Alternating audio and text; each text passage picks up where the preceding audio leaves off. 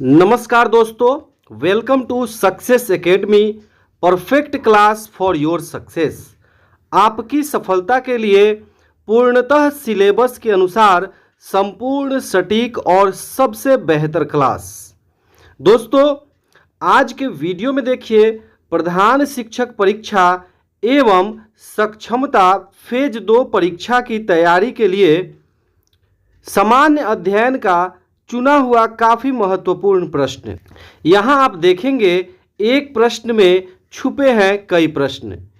पूरे वीडियो को अंत तक जरूर देखें, एक पेपर और पेन लेकर के बैठे और इम्पोर्टेंट बातों को नोट करते चले, या फिर संपूर्ण सिलेबस का पीडीएफ मटेरियल प्राप्त करने के लिए आप नीचे दिए हुए नंबर पर संपर्क कर सकते हैं 7091443130 और पीडीएफ मटेरियल और स्पीड टेस्ट सीरीज का प्रैक्टिस सेट आप ले सकते हैं। दोस्तों, आइए इस वीडियो को शुरू करते हैं। सबसे पहला प्रश्न देखते हैं। जो नेत्र निकट स्थित वस्तुओं को स्पष्ट नहीं देख पाता उस नेत्र में होता है। आपको बताना है यदि कोई नेत्र निकट की वस्तु को नहीं देख पा रहा है तो उसमें कौन सा दृष्टि दोष है। तो याद रखिएगा, एकदम उल्टा होता है। निकट का नहीं देखेगा तो दूर दृष्टि दोष होगा और दूर का नहीं देखेगा तो निकट दृष्टि दोष होगा। ये याद रखिए। तो कौन सा इसका सही उत्तर हो जाएगा? ऑप्शन ए, दूर दृष्टि दोष। चलिए दूसरा प्रश्न देखते हैं। इंद्रधनुष का बनना किस परिघटना पर आधारित है? इंद्रधनुष का बनना प्रकाश के किस परिघटना पर आधारित है, यह आपको बताना है। तो सही उत्तर क्या हो जाएगा? कमेंट के माध्यम से प्रश्न संख्या के साथ उत्तर जरूर बताएं दोस्तों। तो सही उत्तर हो जाएगा ऑप्शन सी, प्रकाश का वर्ण विक्षेपण। आइए तीसरा प्रश्न देखते हैं। मानव नेत्र में उपस्थित लेंस है। ये प्रधान शिक्षक परीक्षा, सक्षमता परीक्षा और बीपीएससी शिक्षक भर्ती परीक्षा सभी प्रकार के प्रतियोगिता परीक्षाओं के लिए रामबाण प्रश्न है दोस्तों।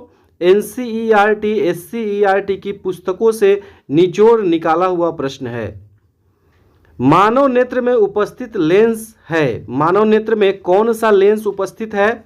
तो उत्तल लेंस। ए सही उत्तर हो जाएगा 3 नंबर प्रश्न का। चलिए आगे बढ़ते हैं, देखते हैं चौथा प्रश्न। चौथा प्रश्न है दोस्तों, विद्युत प्रतिरोध का मात्रक है। विद्युत प्रतिरोध को किस मात्रक, किस यूनिट में मापा जाता है, ये आपको बताना है। जैसे आप दूध लेते हैं तो लीटर में लेते हैं, आलू खरीदते हैं तो किलो में खरीदते हैं। तो विद्युत प्रतिरोध जो है वो किस यूनिट में मापा जाएगा? तो सही उत्तर है ऑप्शन सी, ओम।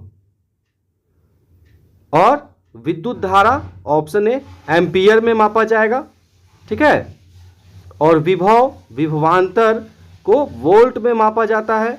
और वाट में किसको मापा जाता है? शक्ति को, विद्युत शक्ति को वाट में मापा जाता है। तो यहाँ पे आपके 4 प्रश्न कंप्लीट होते हैं। इसे नोट कर लीजिए, ये काफी महत्वपूर्ण है। चलिए आगे बढ़ते हैं। 5वां प्रश्न देखिए। निम्नलिखित में कौन विद्युत का सुचालक है? इनमें विद्युत का सुचालक कौन है, यह आपको बताना है। तो क्या हो जाएगा सही उत्तर? Option D. ऑप्शन डी सही उत्तर हो जाएगा। ग्रेफाइट जो पेंसिल में लगा होता है दोस्तों, वो ग्रेफाइट विद्युत का सुचालक होता है। चलिए आगे बढ़ते हैं। और ग्रेफाइट क्या है? एक अधातु है। आपसे पूछा जाए ऐसा अधातु जो विद्युत का सुचालक हो तो ग्रेफाइट इसका उत्तर होगा। 6ठा प्रश्न देखिए। बैटरी से किस प्रकार से धारा प्राप्त होती है? अर्थात बैटरी से किस प्रकार की धारा प्राप्त होती है? अल्टरनेट करंट, डायरेक्ट करंट होता है। ठीक है। तो जब बैटरी से विद्युत धारा प्राप्त किया जाता है तो किस तरह की धारा प्राप्त होती है, ये आपको बताना है। यहाँ पे 6 नंबर प्रश्न में कमेंट करके हमको फटाफट से अपना उत्तर बताइए दोस्तों। विद्युत धारा कितने प्रकार की होती है? 2 प्रकार की, दिष्ट धारा और प्रत्यावर्ती धारा, है ना। डायरेक्ट करंट और अल्टरनेट करंट। तो बैटरी से किस प्रकार का मिलता है? तो सही उत्तर हो जाएगा option B, DC, direct current, दिष्ट धारा। बैटरी से किस प्रकार की विद्युत धारा प्राप्त होती है? तो दिष्ट धारा। अब जब आपके घर में बिजली का लाइन आता है बाहर से तार के माध्यम से, तो वह किस प्रकार की धारा देता है? तो एसी देता है, अल्टरनेट करंट, प्रत्यावर्ती धारा। आपके घर के विद्युत के सभी उपकरण प्रत्यावर्ती धारा से जुड़े हुए होते हैं। अब इन्वर्टर लगाते हैं, तो इन्वर्टर क्या करता है? तो इन्वर्टर आपके बैटरी वाले दिष्ट धारा को प्रत्यावर्ती धारा में बदलता है। वो बैटरी के करंट को अल्टरनेट करंट में बदल देता है और फिर आपके घर का उपकरण अच्छे से चलने लगता है। कई उपकरण ऐसे होते हैं जो एसी करंट से भी चल सकते हैं और डीसी करंट से भी चल सकते हैं। ठीक है, चलिए अब आगे बढ़ते हैं। हम लोग देखते हैं 7वां प्रश्न। विद्युत हीटर की कुंडली में किसका प्रयोग किया जाता है? विद्युत हीटर की कुंडली में किसका प्रयोग किया जाता है? तो सही उत्तर क्या हो जाएगा? ऑप्शन ए, नाइक्रोम के तार का। 7वें प्रश्न का सही उत्तर क्या हो जाएगा? ऑप्शन ए, नाइक्रोम के तार का। चलिए अब आगे बढ़ते हैं। 8वां प्रश्न देखते हैं दोस्तों। 8वां प्रश्न देखिए दोस्तों, किसी चालक का प्रतिरोध निर्भर करता है। किसी चालक का, कोई तार है जिससे विद्युत धारा होकर बहती है, तो प्रतिरोध जो है, जो विद्युत धारा के रास्ते में रुकावट उत्पन्न करता है, उसको प्रतिरोध कहा जाता है। वह किस पर निर्भर करता है? तो वो चालक की लंबाई पर भी निर्भर करता है, चालक के अनुप्रस्थ काट के क्षेत्रफल पर निर्भर करता है और चालक की प्रकृति पर निर्भर करता है। ये तीनों पर निर्भर करता है। इसलिए सही उत्तर क्या हो जाएगा? ऑप्शन डी, उपर्युक्त सभी पर। चलिए आगे बढ़ते हैं। 9 नंबर प्रश्न देखिए यहाँ पे। परिपथ में किन्हीं दो बिंदुओं के बीच का विभवांतर मापा जाता है। अब आपको यहाँ पे उस उपकरण का नाम बताना है जिससे विभवांतर को मापा जाता है किसी भी परिपथ में किसी दो बिंदुओं के बीच में। ठीक है, 9 नंबर प्रश्न में आपको यह बताना है। तो इसका सही उत्तर क्या हो जाएगा? Option B, volt meter. Volt meter से विभवांतर को मापा जाता है, याद रखिएगा। और दोस्तों आप ऑप्शन ए में आमीटर देख रहे हैं, तो आमीटर से किसको मापते हैं? तो किसी परिपथ में बहने वाली विद्युत धारा को आमीटर से मापा जाता है। चलिए आगे बढ़ते हैं, देखते हैं 10वां प्रश्न। जो वस्तु रगड़ने पर इलेक्ट्रॉन ग्रहण करता है वह हो जाता है। जब दो वस्तु को रगड़ा जा रहा है तो कोई एक वस्तु दूसरे वस्तु का इलेक्ट्रॉन ले लिया, तो जो लिया इलेक्ट्रॉन वह कैसा हो गया? धनावेशित हो गया कि ऋणावेशित हो गया?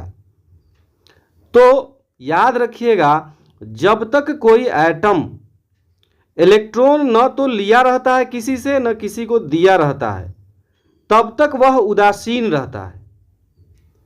और जानते हैं आप इलेक्ट्रॉन पर कौन सा चार्ज होता है? ऋणात्मक चार्ज होता है।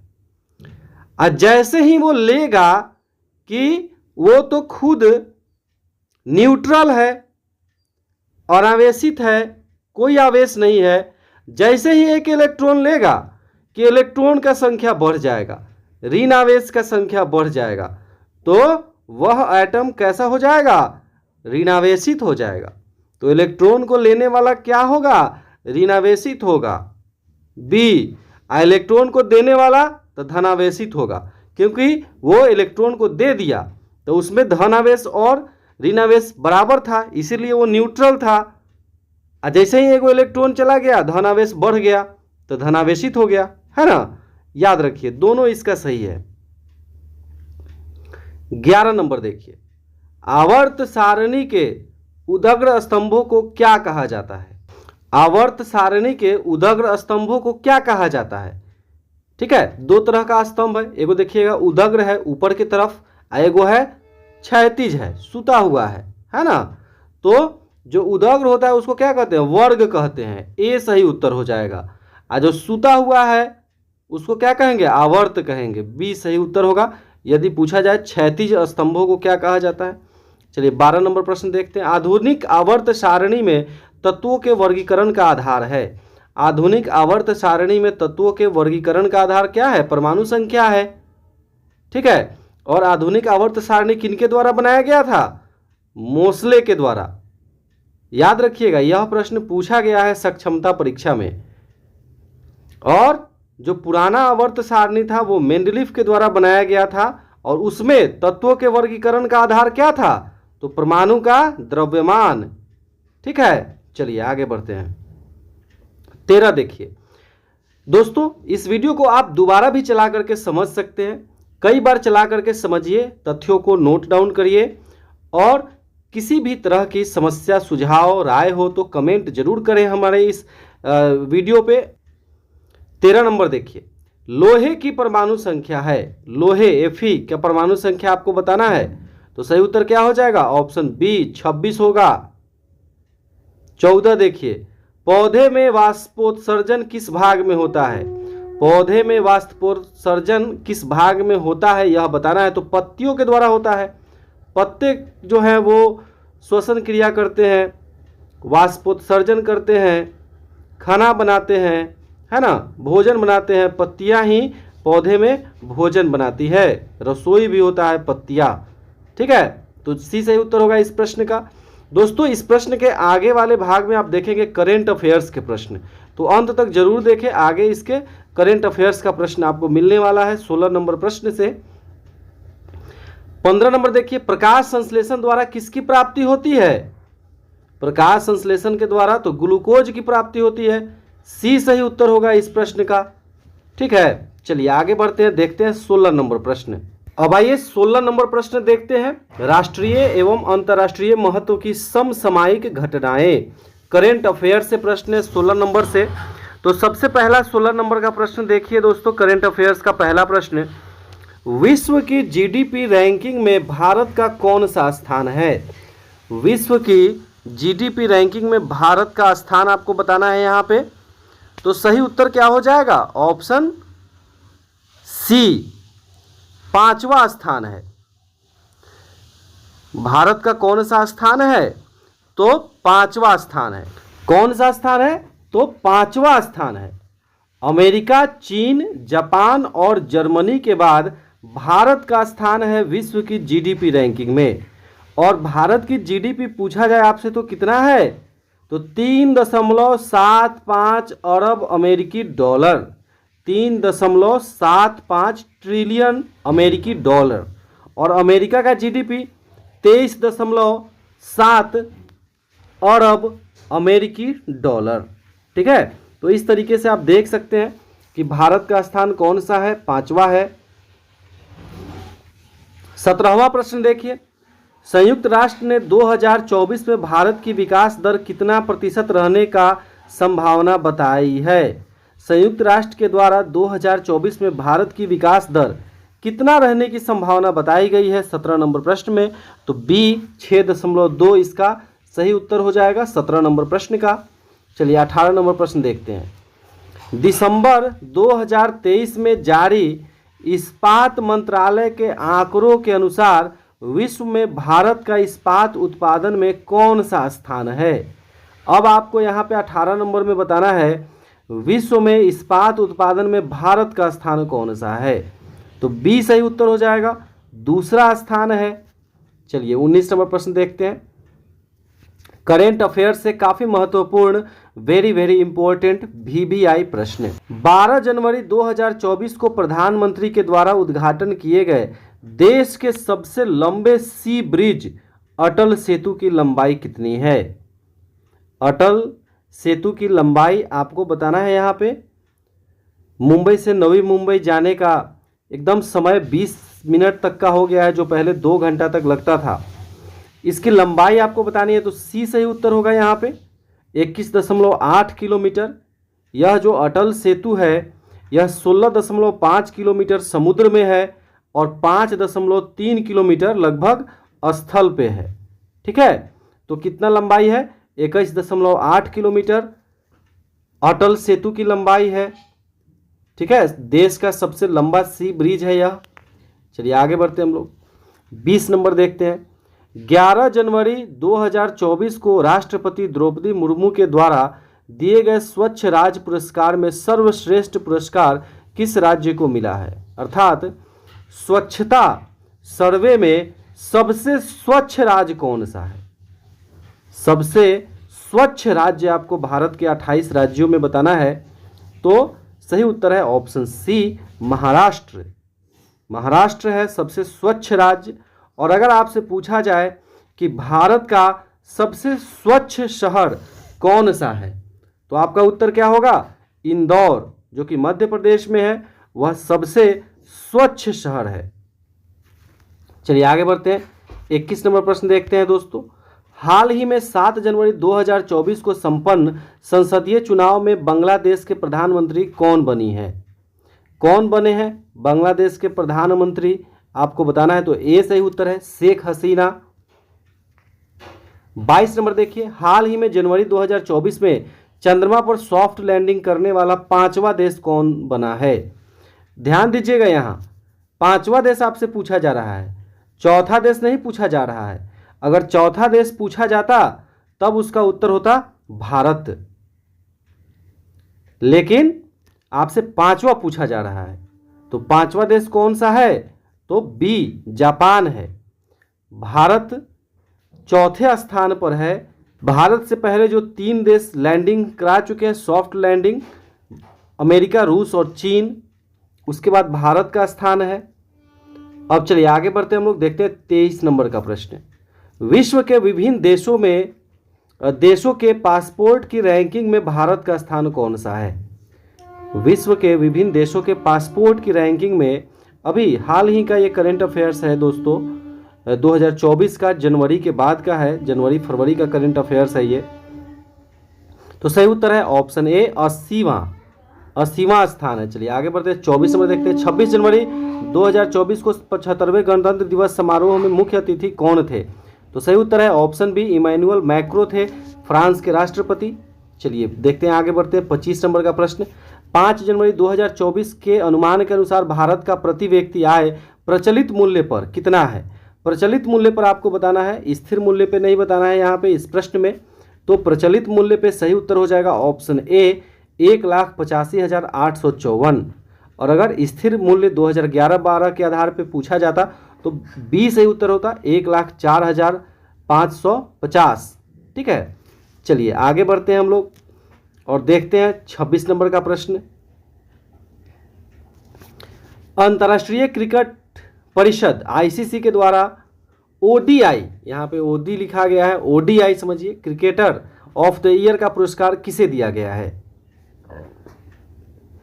ODI cricketer of the year का पुरस्कार किसे दिया गया? तो विराट कोहली, ए सही उत्तर होगा। 27 नंबर प्रश्न देखिए, लोकसभा द्वारा विचारार्थ भेजे गए वित्त विधेयक को राज्यसभा अधिकतम कितने दिनों तक रोक कर रख सकती है? किसी वित्त विधेयक को यदि लोकसभा से राज्यसभा में भेजा जा रहा है तो राज्यसभा अधिकतम कितने दिन तक रोक के रख सकती है उस विधेयक को? तो बी, 14 दिन तक ज़्यादा से ज़्यादा, बी सही उत्तर है। 28 देखिए, मोर भारत का राष्ट्रीय पक्षी कब घोषित किया गया? मोर भारत का राष्ट्रीय पक्षी तो 1963 में बना है, डी सही उत्तर हो जाएगा। 1963 में मोर भारत का राष्ट्रीय पक्षी घोषित किया गया है। 29 देखिए, योजना आयोग की जगह पर एक नई संस्था नीति आयोग का गठन कब किया गया? तो सही उत्तर क्या हो जाएगा? ऑप्शन ए, 1 जनवरी 2015 को, 1 जनवरी 2015 को नीति आयोग का गठन किया गया। 30 नंबर प्रश्न देखिए, 21 जून को अंतर्राष्ट्रीय योग दिवस मनाया जाता है, यह किस वर्ष से शुरू हुआ? अंतर्राष्ट्रीय योग दिवस 21 जून को मनाना किस वर्ष से प्रारंभ किया गया, ये आपको बताना है। तो सही उत्तर हो जाएगा ऑप्शन बी, 2015 से। 2014 में संयुक्त राष्ट्र महासभा के द्वारा यह घोषणा की गई। उसके बाद से 2015 से पूरे विश्व में 21 जून को अंतर्राष्ट्रीय योग दिवस के रूप में मनाया जाने लगा है। तो दोस्तों यह वीडियो आपको कैसा लगा कमेंट के माध्यम से ज़रूर बताइए। प्रधान शिक्षक परीक्षा तैयारी के ग्रुप से जुड़ने के लिए आप इस नंबर पर संपर्क करें for PDF and SPD test series 7091443130। वीडियो देखने के लिए बहुत बहुत धन्यवाद।